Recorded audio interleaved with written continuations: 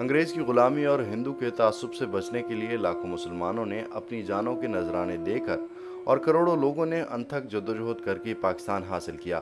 یہ لوگ اپنے اور اپنی آنے والی نسلوں کے لیے دیکھے گئے لامحدود خوابوں کی تعبیر کے لیے اپنا سب کچھ ہندوستان چھوڑ کر آ گئے، لیکن 61 سال گزر جانے کے باوجود پاکستان کے سیاستدانوں اور بیوروکریٹس نے جب جب موقع پایا اس ملک کی عوام کو دونوں ہاتھوں سے لوٹا۔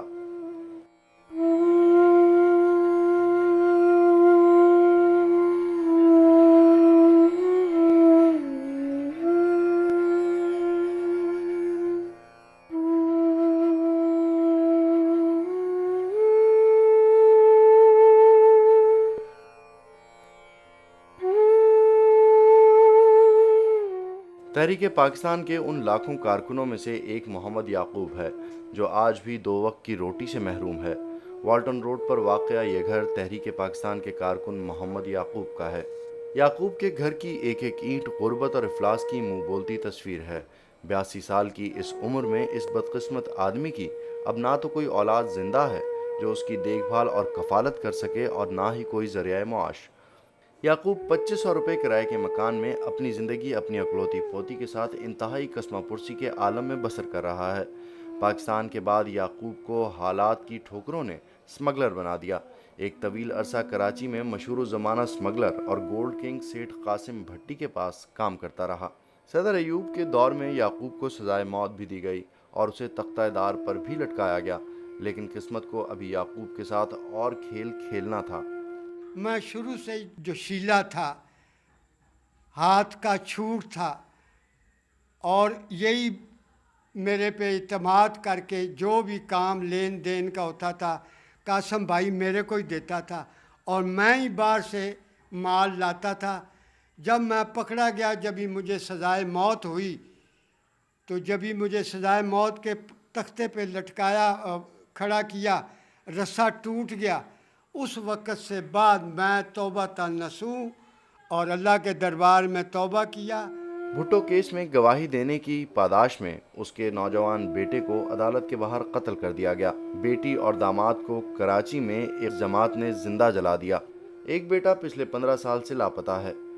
اس کے بعد سے اب تک یعقوب کا کوئی پرسان حال نہیں۔ ایک تو قتل ہو گئی بیٹی اور ایک بیٹا یہ جو بچی میرے پاس بیٹھی ہے، اس کا باپ 15 سال ہو گئے، انہیں پتہ ہی نہیں لگتا کدھر ہے کدھر نہیں ہے۔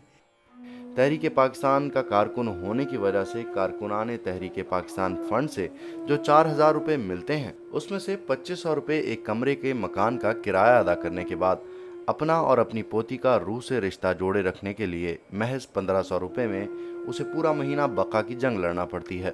گیس کے بل اور دیگر اخراجات محمد یعقوب کیسے پورے کرتا ہے، یہ تو وہ جانے یا اس کا خدا۔ اس کی 15 سالہ پوتی عائشہ 9ویں جماعت کی طالب علم ہے اور غریبی کو اپنی معذوری بنائے بغیر پڑھنا چاہتی ہے۔ بدقسمت عائشہ نے آج تک اپنے باپ کو نہیں دیکھا اور اس کے باپ کے لاپتہ ہونے کے بعد اس کی ماں نے بھی دوسری شادی کر کے اپنی نئی زندگی شروع کر دی، لیکن عائشہ آج بھی اپنے باپ اور ماں کی آس کو اپنے دل میں بسائے بیٹھی ہے۔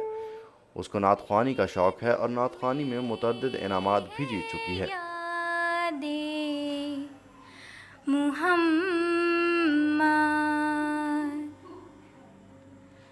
میرے ہونٹوں پہ ذکر مدینہ۔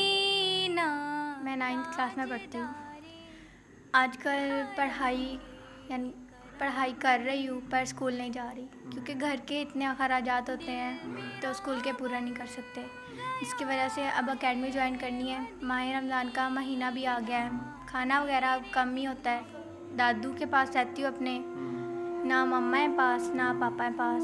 دادو نے چھوٹے سے پالا ہے، 3 ماہ کی تھی جب سے یہ پال رہے ہیں، تو اب میرے لیے دادو کے علاوہ اور کوئی نہیں ہے اور دادو ہی میری زندگی ہے۔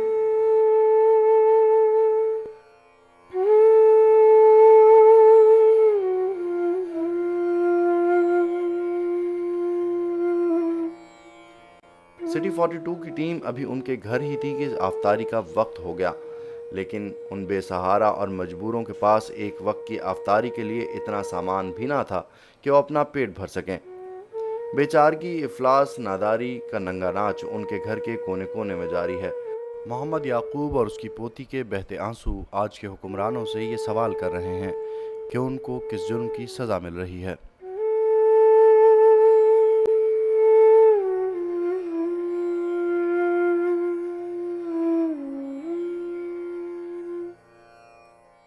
तहरीक पाकिस्तान में अहम किरदार अदा करने वाले नौजवान को हालात की ठोकरों ने स्मगलर बना दिया और मौत के मुंह से वापस आकर जब उस स्मगलर ने अल्लाह ताला के हजूर तौबा की तो 2 वक्त की रोटी कमाना भी उसके लिए मुश्किल हो गई और 82 साल की उम्र में अपना और अपनी पोती का गुजर बसर करना नामुमकिन हो गया।